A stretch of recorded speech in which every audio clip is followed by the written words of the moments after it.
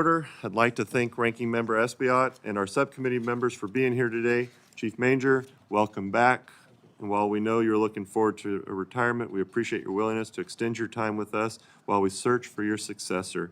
We look forward to your testimony today. The purpose of today's hearing is to review the United States Capitol Police fiscal year 2026 budget request, which is $9.67 million. A 20% increase over the enacted fiscal year 2025 CR. The requested funding supports continued growth to both sworn and civilian personnel, nearly 14% over fiscal year 2025 levels, and an increase of nearly 26% in general expenses.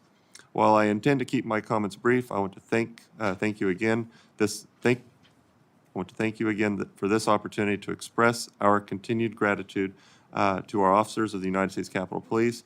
Thank you to all you do to keep our campus safe for all those who visit and work here. I now yield to Ranking Member Espiat for his opening remarks. Thank you, Mr. Chairman. Thank you, Chief Manger. Again, congratulations on your retirement. You're always welcome to come back to each and every one of our sessions if you like. You don't even have to come in uniform, Chief. But I hope you do enjoy your retirement, and thank you for securing the Capitol and making it priority of the men and women in your force. I know that for fiscal year 2026, the Capitol Police has requested $967 million, which is an increase of $176 million, or 22% over the frozen 2024 enacted level provided in the full year continuing resolution. This is a big ask, and it seems that much of this increase was compounded by the unfortunate enactment of a full year continuing resolution. I'm interested to hear on the impacts of the CR on your request. I do recognize that you need more to keep us safe, and I commend you for your commitment to do that. I yield back, Mr. Chairman.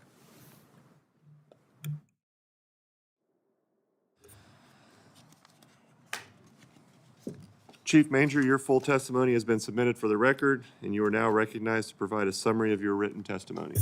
Thank you. Chairman Valadeo, Ranking Member Espiat, and members of the subcommittee, thank you for the opportunity to present the United States Capitol Police FY26 budget. Over the past 4 years, the USCP has experienced tremendous growth. Since 2021, there have been significant changes to increase the department's staffing levels and our security posture, and to modernize technology. So I need to acknowledge at the outset that the department's FY26 budget request is substantial. It's close to $1 billion. I recognize that there are other police departments of a similar size whose budget is not as large as ours, but we're not an ordinary law enforcement agency. The USCP is unlike any traditional police department. In fact, our mission incorporates elements similar to the FBI, the U.S. Secret Service, and the Federal Protective Services. Moreover, while the officers that you see on and around the Capitol complex represent a large portion of the department's workforce, the full scope of our duties far exceeds that of the officers and agents stationed at physical posts. Much of the work performed by the department staff, both sworn and civilian, goes well beyond the Capitol grounds.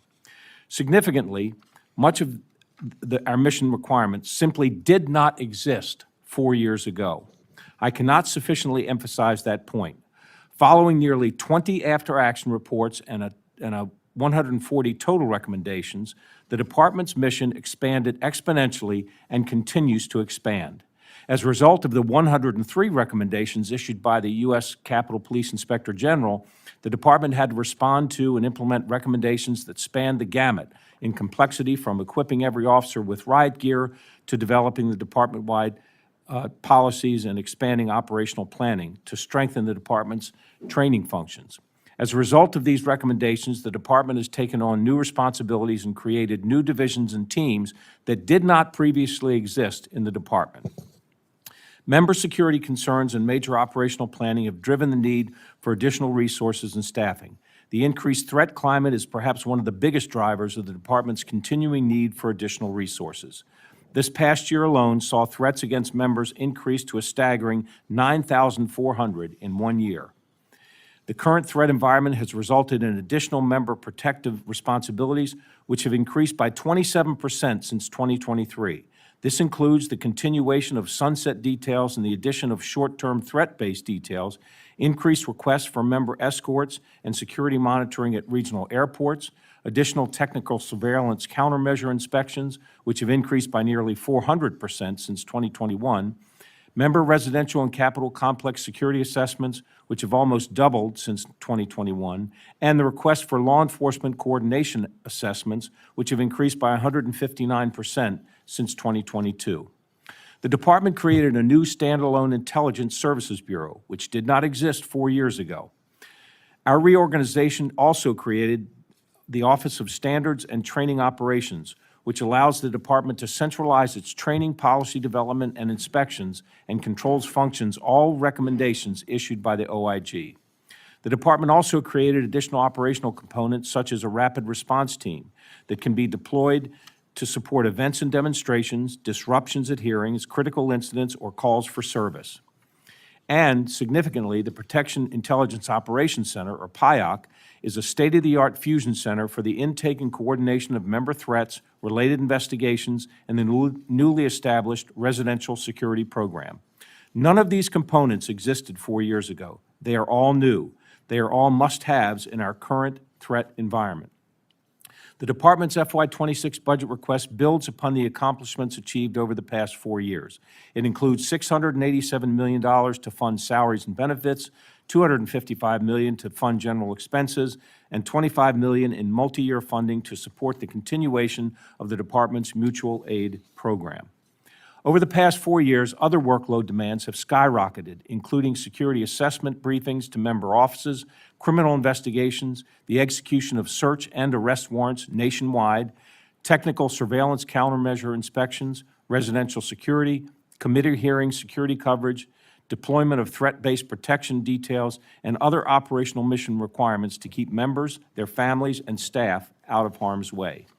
I can't stress strongly enough that the department's protection responsibilities do not end at the Capitol campus borders. The department is statutorily entrusted with nationwide protection responsibilities of members, requirements that it cannot undertake without the support and resources of partner law enforcement agencies. Thus, the department is asking Congress to renew the mutual aid funding. The mutual aid program also provides additional protective detail coverage to enhance member security in their home districts by coordinating with state and local law enforcement to provide residential security and support events. The department expects to reach approximately 2,530 sworn personnel by the end of FY26. While this represents optimal staffing levels, the department needs to continue efforts to balance its workload, specifically between the uniformed operations and protective intelligence operations. By the end of FY27, I feel confident that the department will reach target sworn staffing levels across its organizational entities. The department is tasked with ensuring that members, the Capitol Complex staff, and visitors remain safe and secure, and must do so on a campus that is entirely open and accessible to all. There is no other federal government building with a comparable public access policy. I recognize the fiscal environment that we're in, but the department cannot provide all of the services requested and required if it is not sufficiently funded. I want to thank the members of this committee for your trust and support.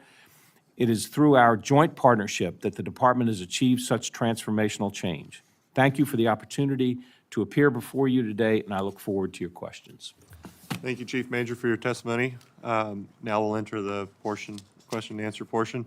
I'll call on members based on seniority of those present when the hearing was called to order, alternating between majority and minority, and then we'll call on members in order of their arrival. Each member will have 5 minutes. I'll first recognize myself for my 5 minutes. Chief Manger, as you mentioned in your statement, the department is asking for almost $1 billion in funding for fiscal year 2026 request. I appreciate the points you've shared with us to justify a significant request, especially the data regarding the increase in number of threats to members of Congress. However, I understand that you first assess these potential threats into categories depending upon their risk level as a direction of interest or a direct threat. Can you share the number of credible threats to members during fiscal year 24 that actually required a significant level investigation by your officers? Well, I don't have the exact number. I can get it for you, but it's hundreds of investigations that we undertake that meet that level of being a criminal threat against a member. As you know, when you were appointed Chief of Capitol Police, we were experiencing a shortage of sworn officers from fiscal year 2021 to current pay period in fiscal year 2025. 348 officers have joined the force. Your fiscal year 2026 budget proposes, after accounting for the expected attrition request, to add another 187 officers. Can you please share what the current 348 officers have been assigned to do and why, with the assumption of the 187 new officers coming on board, you are still requesting a $9.8 million in overtime in fiscal year 2026? Yes. So we have the optimal staffing levels for our uniform services. That's around 1,600. We have our optimal staffing for our dignitary protection, which is 530 agents. We also have assorted people in special operations, specialty assignments, K-9, bomb squad, CERT, those kinds of operational entities. So the additional people will go toward getting those other operational entities up to their optimal staffing level. Real focus on dignitary protection, because that is where our overtime and the hitting against the maximum allowable pay rate is the biggest issue. Overtime in the uniform services, much of that goes toward the big events, and we had over 200 big events last year where it required deployment of our civil disturbance folks and other special teams. We have opened up additional mags and screening portals to try and cut down on some of the lines as well. That's been done on overtime. So we still have a number of things that, and training is actually the biggest overtime driver.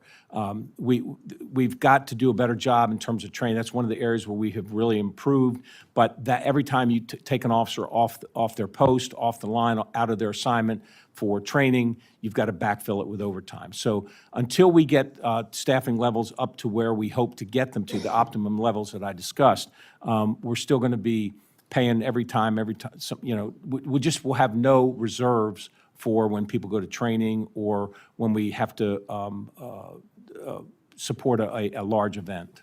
Appreciate that. What is the correct number of officers to properly execute the U.S. Capitol Police mission to be responsive to the security needs of the Capitol campus? So right now, I think it's 2,530 is what we sworn officers. That obviously does not include civilians. It's about 1,600 USB, 530 DPD, and then 400 other, which are mostly special operations, but there's a lot of specialty assignments and training and that sort of thing where we have sworn officers as well. All right. In the full year enacted fiscal year 2025 CR, the committee continued to provide funding specifically for the officer retention and student loan repayment plan. Are these measures helping you retain officers? Have you seen attrition numbers decrease? We've not seen attrition numbers increase. We've seen them decrease, and they absolutely have assisted us in keeping officers. Not only they wait till they hit the age limit to retire, but we've got folks that that don't even think about going to another agency because of the retention bonus. So it's had a very, very positive impact on our attrition rate. All right. Well, thank you, Chief. I'm now going to recognize Mr. Espiat for his 5 minutes. Thank you, Chairman. As I stated in my opening statement, this is a significant increase, but given the needs of your department, I think is one that is a warranted one. But what I do want to find out is if in any way, shape, or form, this increase was compounded by the enactment of a full-year continuing resolution. I'm interested in knowing the kinds of impact that it had on your ass, the fact that we recently passed the CR for a year.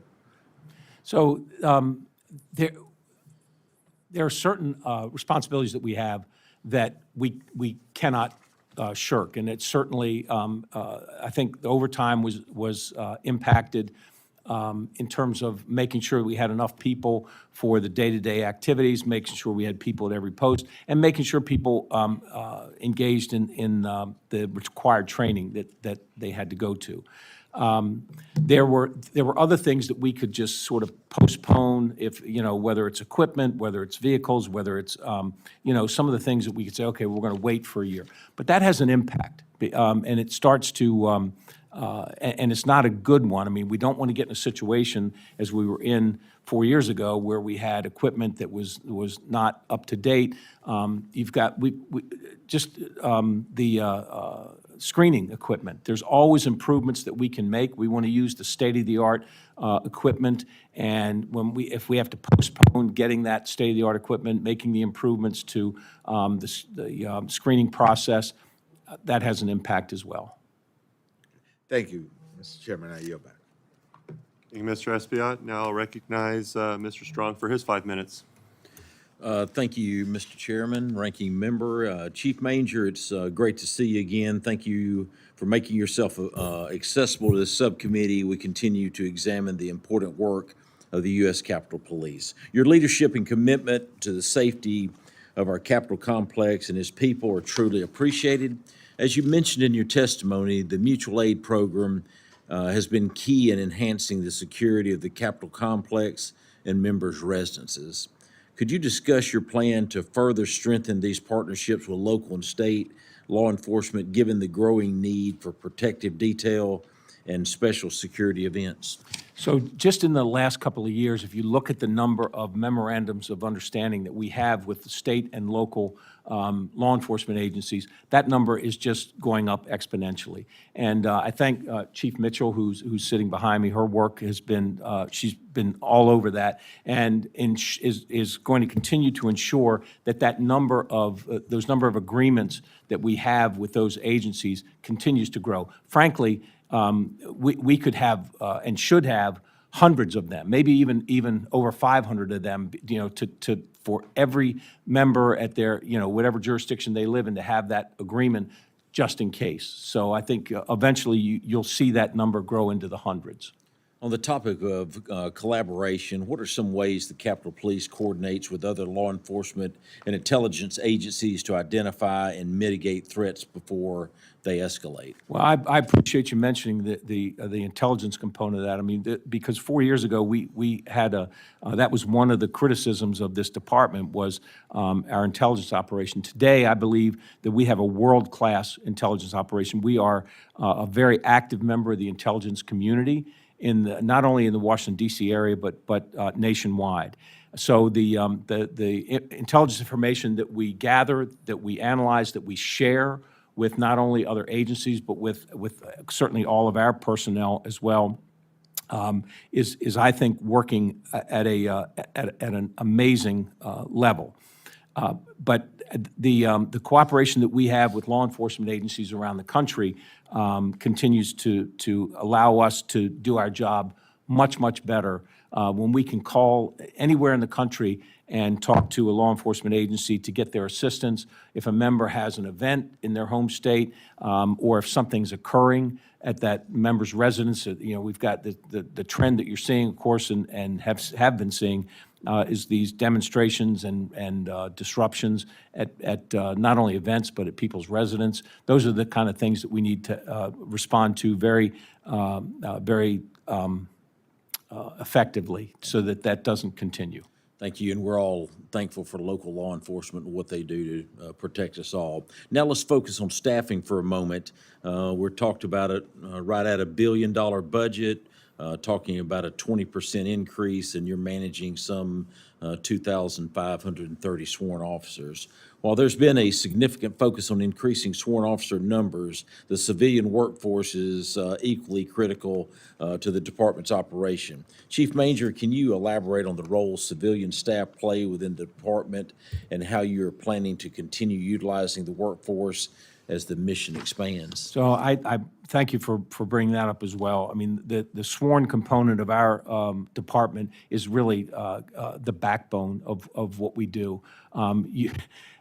it touches every aspect of our operations, because you've got to have people that are ensuring the logistics, ensuring equipment, ensuring the hiring that goes on, just the budget, the procurement. All of those things are handled by our civilian workforce, and I can't say enough good things about them. They truly make sure that our operations are as effective as they can be. Thank you. As the Capitol Police's mission continues to evolve, the growing emphasis on specialized roles in areas such as protective operations, intelligence, analysis underscores the need for the advanced training. How does the department ensure it has the right expertise and staffing in these areas? And are there any new training initiatives or programs planned to emphasize these specialized capabilities? The answer to that question is yes. We just have finished a learning needs assessment of our training division, and it's identified a number of areas that we need to improve, not the least of which is you have in-service training, which is required for every single police officer, any sworn officer every year. We're doing the minimum that we have to do, and we do it and it's at the minimum level because of the impacts on overtime and staffing and everywhere else. We've got to have a better in-service training program that does more than just the minimum that's required. So that's one area where we're going to see improvement. The leadership development and career enhancement opportunity, that kind of training for all of our staff, and leadership development for our executive and command staff are also areas that we want to focus on. It also identified the fact that our training facility is deficient. We need more space, and our training staff needs to grow. Again, we're doing, whether it's the recruit training, the in-service training, specialized training, we're doing it with a bare-bones staff. In answer to part of your question, I mean, we do hire some outside experts to come in as contractors to instruct our folks, but in my opinion, it's better to have that expertise in-house. And we develop that, and we also are able to hire some folks to come in to help us train as well. Thank you, Chief. Manger, I also commend you for a dedication of your life to public safety, and I wish you nothing but the very best in your retirement. Mr. Chairman, I yield back. Thank you, Mr. Strong. I now yield 5 minutes to Mr. Hoyer. Thank you very much, Mr. Chairman. I want to join Mr. Strong, and I know all the members of this committee on thanking you for your service, not only to the Capitol Police and the United States Capitol and the citizens of the United States, but also your experience in Fairfax County, where you rose to be chief, in Montgomery County, where you were chief, and it's just been an extraordinary career, and president of the chiefs of major cities. So you are really one of the best of the best. So thank you very much for your service. Let me ask you a question, Chief. You've been in 3 departments. Morale is an important facet of any department. Tell me, if you can, the impact of because you mentioned 4 years, you've had a lot of changes in what needed to be done. The ramifications of the pardons given to those who committed the insurrection in January of 2021, and the ramifications of those pardons to the morale of the Capitol Police. I think there was an impact to not only to the Capitol Police, but an impact nationwide when you see folks that are pardoned, and I'm really referring to the ones that were convicted of assaulting police officers. I think that's what bothered most cops, and it did certainly have an impact on the USCP. We've got so much change, that the officers are experiencing over the last 4 years. So I'm trying to keep them focused on moving forward. But it certainly did have a negative impact on for cops all over this country. When you wonder, you put your life on the line every day, and does it matter? Yeah. How has impacted retention and recruitment? I know we're at 2350. You need more.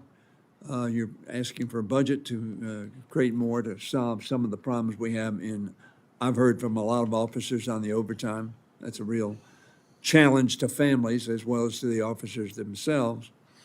Can you comment on the retention and recruitment Well, impact? Yeah, the retention bonus that we've been able to give to our officers over the last 3 years has really made a significant difference in getting the attrition level decreased. And so you've got more officers staying. It's certainly been a help in terms of recruiting as well. I mean, the changes this committee has approved over the 4 years I've been here to increase the starting salary, increase the pay for the Capitol Police, along with the retention bonus, along with the student loan repayment program. All of those things, you add that to what we describe to these young folks that are looking for a career in law enforcement as to having a front row seat to history when you join the Capitol Police. It's all been a very successful endeavor in terms of allowing us to recruit and retain officers. Well, that's good, and hopefully we'll continue to support that effort because that's critical, obviously, to having not only the personnel numbers, but also the quality of people that we can recruit and retain. Last question I want to ask you is, during the January 6th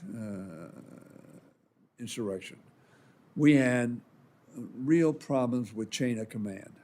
For those of us who were involved in the leadership, Senator McConnell and others had real discussions about what the chain of command is under those circumstances, who's in charge. Can you tell me how well you think we've arrived at an understanding of how that response to an effort like that, hopefully we won't have another one, but if we had one, how the chain of command works with respect to federal, armed forces, police, metropolitan, and surrounding jurisdictions? So one of the things that Congress did right after the events of January 6, 2021 was to give the Capitol Police Chief the authority to directly contact National Guard and request assistance. This has been, that was a great step forward, and in fact, I have, in the time that I've been here, have always maintained a very close relationship with the general in charge of the National Guard. We have a great relationship, and in fact have utilized their services on a number of occasions for different types of events, and it's a great relationship, and it allows for very orderly request and deployment if we need that. The relationship between the Capitol Police and the surrounding law enforcement agencies, both federal and local, is I think at a level where it needs to be. I mean, we have a great relationship, and with a phone call, we can get whatever resources that we need. And then finally, the part of the improvements that were made was the operational planning that we did, which was certainly lacking prior. But the operational planning we do for big events, for just routine events, is at a level that it should be. It's formal, it is written, and people can look at this plan for, we did this kind of plan for over 200 events last year, and you can see who's in charge, who's assigned to do what, and so certainly within the Capitol Police, there's no question about the chain of command and who has responsibility for what. Good. Thank you very much. Thank you, Mr. Chairman. I now recognize Ms. Malloy for her 5 minutes. Thank you, Mr. Chairman. Hi, it's good to see you again. Thank you for what you've done. And I just want to follow up on what my colleague just said about hoping that you feel like it's worth it, that you all show up at work every day and put your lives on the line for us. Thank you for that. We work side by side with you every day, and I recognize that we're probably a fairly difficult clientele. Thank you for the professionalism that you and your officers show with us and with the public. You said earlier that you are fully confident by FY27 you'll be fully staffed. And we had another hearing right before this where my colleague, Mr. Strong, asked if we're going to get more entrances and exits open to the buildings, and they said that's a question for Capitol Police. Does fully staffed mean more entrances and exits open? Yeah, I think most of them are open. I mean, there may be a couple here or there. One of the keys for us is to try and maximize the space we have, and that's one of the problems that so many of the screening areas, so many of the doors, so to speak, they're not really ideally suited to be a screening area. And so if you could put a second X-ray machine, a second mag in there, put the better equipment, the more state-of-the-art equipment, which requires a little bit more room. Look at the CVC. I mean, that's really designed nicely. Boy, would it be great if every entrance that we had where we were screening people was like that, and that would cut down on the lines. So the additional staffing would get us to a point where we could do this without paying overtime. Right now, we're doing it with overtime. But there's other things too that are more physical limitations that we need to look at as well. Okay, thank you. Over the past few years, it seems like the department's using perimeter fencing a lot more, the anti-scale fencing, parade fencing. What's the decision process to determine when that's required? So it depends on the event, it depends on the level of risk, we've got criteria that are standard. I would say that typically we only use it once or twice a year. Now, I know for the State of the Union address, we use it. And for me, the justification is you've got every branch of government, all three branches of government, most of the people, in one place. We certainly have been in a heightened threat environment for the last few years, and I think it's prudent. We put it up one day, and then we take it down the next. So it's not as obtrusive as it was. And believe me, I get that nobody likes to fence up. I don't either. But I think for big events like that, where we had the Prime Minister of Israel last summer, we had thousands and thousands of people show up, and it was about the angriest crowd that I've seen here in my 4 years here. And we had some episodes of violence. We certainly had arrests. We had, and with the intelligence that we had about what some of the protesters had, there was chatter about in terms of doing harm to the Prime Minister. I think, again, it was prudent to take the measures that we took. So when you do take the measures, you put up fence, take it down efficiently, that's true. Whose budget does that come out of? Well, typically, it's the Secret Service's budget. If they're recommending for the State of the Union, it's my understanding that the Secret Service pays for that. Okay. In your testimony, you've kind of answered this already. I just want to give you a chance to fully answer it. You talked about the problems in 2021 that made it hard to recruit and retain officers. Do you feel like those problems have been solved? I know you have more FTEs now than you did then. Well, look, we had 103 IG recommendations. Every one of those recommendations has been implemented and resolved. If you were to ask, I got thousands of cops, a couple thousand cops. If you'd ask them, have all the problems been solved, you'd get a variety of answers. Everything from everything's fine to folks that would say no, nothing's fine.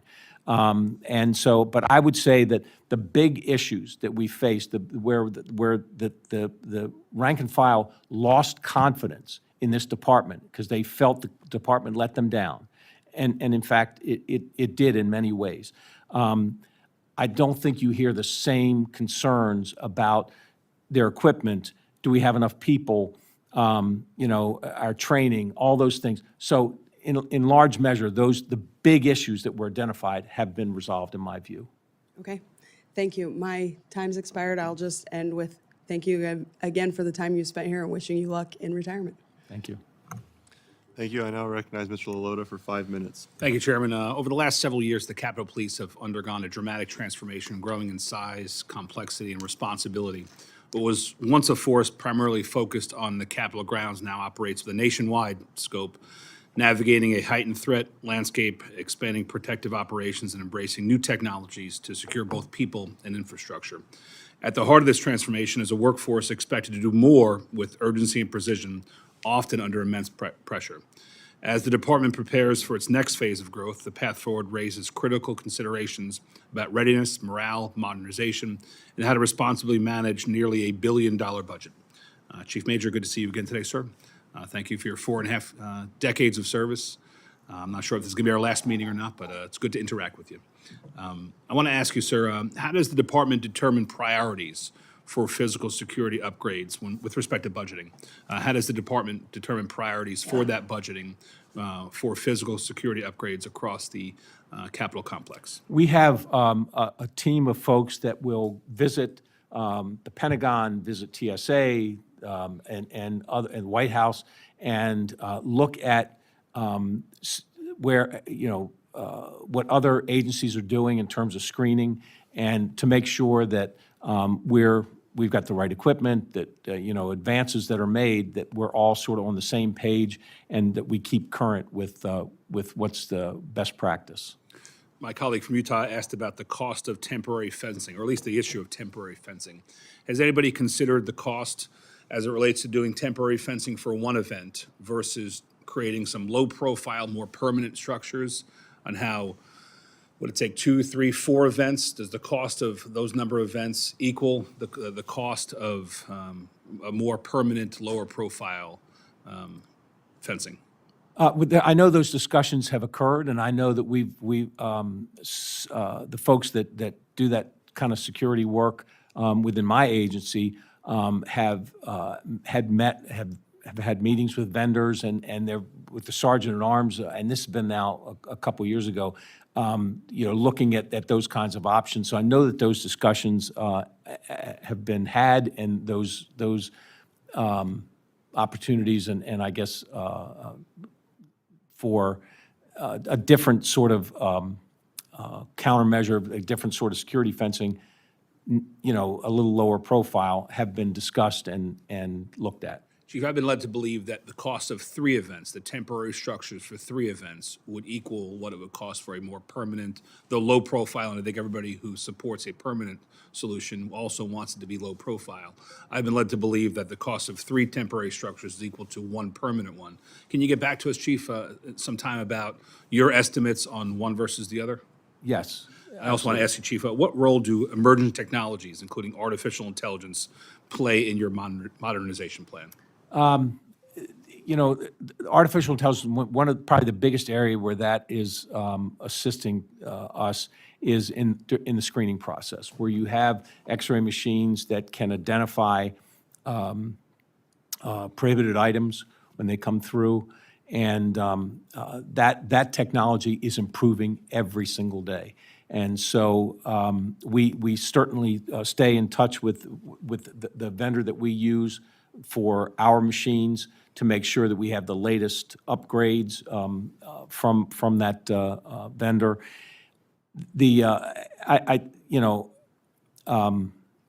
It's not perfect. You're always going to need to have human eyes on those screens and human interactions with those individuals that have been identified as to having some prohibited item. So, but the AI helps us avoid those, what we call single points of failure, where, you can have one person miss something and then you could have a problem. AI can give us that backup, which is better for our security campus-wide. Great. With about the 30 seconds I have remaining, Chief, I want to switch gears just a little bit and hone in on your specific budget request. And we're all under a microscope, and we appreciate that, the dollars are limited, and certainly acknowledging the issue of the size and scope of the job is rightfully expanding. You have many new threats, and you're not just here in D.C. You have to deal with those threats off campus. But can you give the committee a sense of how, Chief, you're ensuring that taxpayer dollars are being spent efficiently and aligned with operational priorities? Well, we certainly have internal budget controls, and we have just, one of the new teams has been created is our inspections unit, which are going to in addition to what the Inspector General does, have take a look agency-wide for opportunities for efficiencies and to ensure compliance in terms of how we administer our budget. Thank you, Chief. I yield. Well, if there are no further questions, I'd like to thank Chief Manger and your team and the entire Capitol Police Force for everything they do and for your service. Members may submit any additional questions for the record, and the subcommittee now stands adjourned.